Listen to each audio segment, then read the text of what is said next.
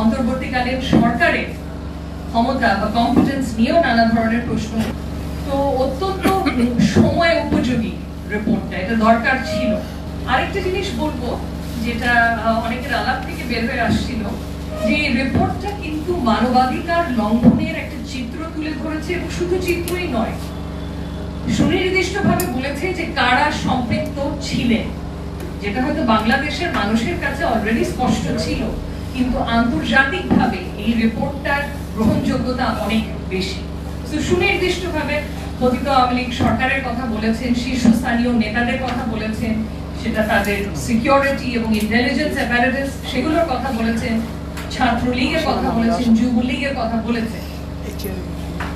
আমাদের অভ্যন্তরীণ জবাবদিহিতার জায়গায় কিন্তু একটা বড় ধরনের গুরুত্ব রাখবে এই রিপোর্টটা। যদিও জাতিসংঘের হাই কমিশনার নিজেই বলেছেন যে ক্রিমিনাল মামলা বা ফৌজদারি মামলা দায়ের করতে হলে আরো ফার্দার ক্রিমিনাল ইনভেস্টিগেশন প্রয়োজন। কারণ হচ্ছে এই এরকম একটা প্রতিবেদন বা ফ্যাক্ট ফাইন্ডিং মিশন যখন হয়, এখানে স্ট্যান্ডার্ড অফ প্রুফ কিন্তু একই না, যেটা একটা ফৌজদারি মামলার স্ট্যান্ডার্ড অফ প্রুফ। ফৌজদারি মামলার স্ট্যান্ডার্ড অফ প্রুফটা হচ্ছে বিয়ন্ড অল রিজনেবল ডাউট, তার অর্থ হচ্ছে very high standard of proof. whereas এ ধরনের একটা ফ্যাক্ট ফাইন্ডিং মিশনের স্ট্যান্ডার্ড অফ প্রুফটা হচ্ছে রিজনেবল গ্রাউন্ডস, যে শব্দটা ওনারা ব্যবহার করেছেন ওনাদের প্রতিবেদনে, যে রিজনেবল গ্রাউন্ডস এর ভিত্তিতে সম্পৃক্ততা পাওয়া গেছে এ ধরনের মানবাধিকার লঙ্ঘনে। এবং ওনারা আরো বলেছেন, এতটুকু বলেননি, যে এখানে সম্ভবত মানবতা বিরোধী অপরাধ সংগঠিত হয়েছে, কিন্তু তার জন্য যেটা আমি বললাম অ্যাডিশনাল ক্রিমিনাল ইনভেস্টিগেশন দরকার হবে। তো অনেকভাবে বিভিন্নভাবে দেখতে গেলে অত্যন্ত গুরুত্বপূর্ণ এই রিপোর্টটা, এবং আমাদের প্রিলিমিনারি ইনভেস্টিগেশনে তো অবশ্যই এটা সাহায্য করবে।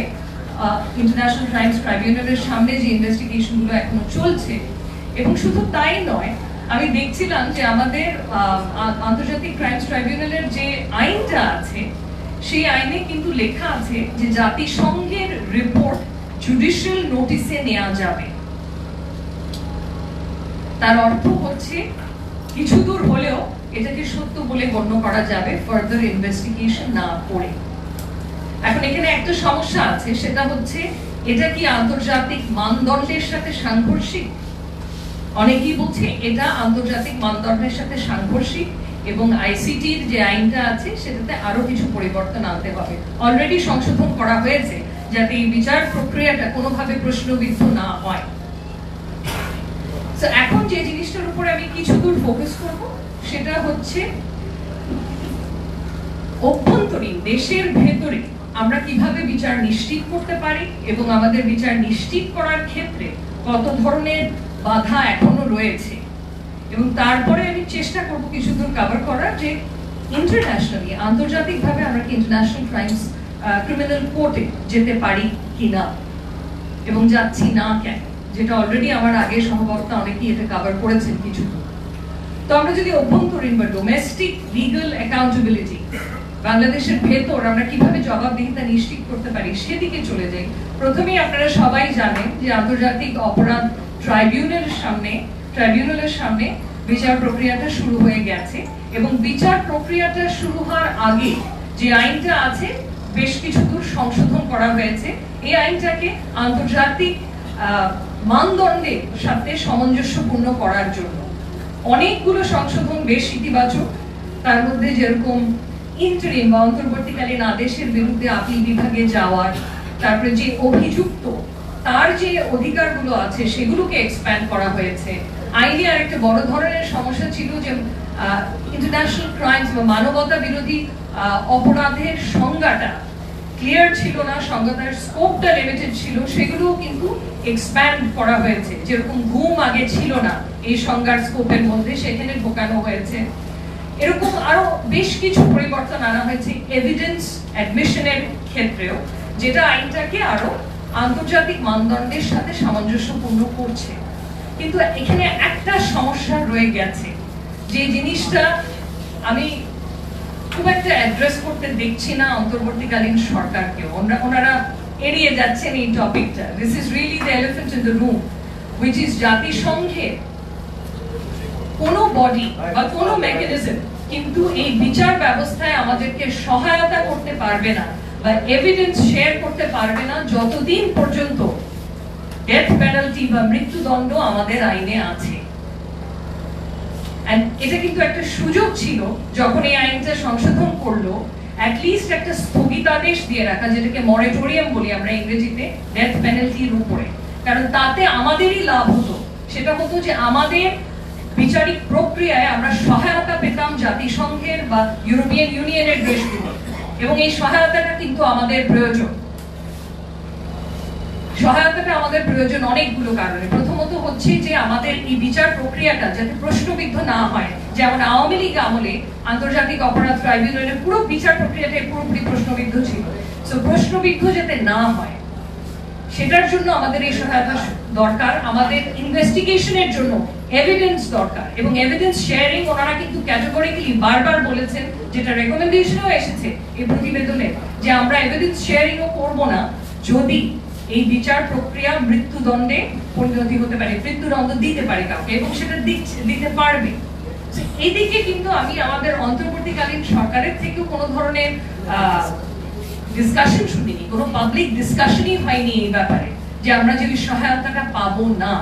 বরঞ্চ দেখা যাচ্ছে যে ইউএন এর এই রিপোর্টটাকে ওনারা একদম কংক্রিট এভিডেন্স হিসেবে ট্রিট করছে। আমি দেখেছি যে চিফ প্রসিকিউটর যে আছে আন্তর্জাতিক অপরাধ ট্রাইব্যুনালে, উনি বলেছে এটা পুরোপুরি কংক্রিট এভিডেন্স হবে ট্রায়ালে। এটা কিন্তু কংক্রিট এভিডেন্স হতে পারে না, এটা কংক্রিট এভিডেন্স হতে পারে না, কারণ ক্রিমিনাল মামলায় beyond all reasonable doubt standard of proof আরো অনেক হাই।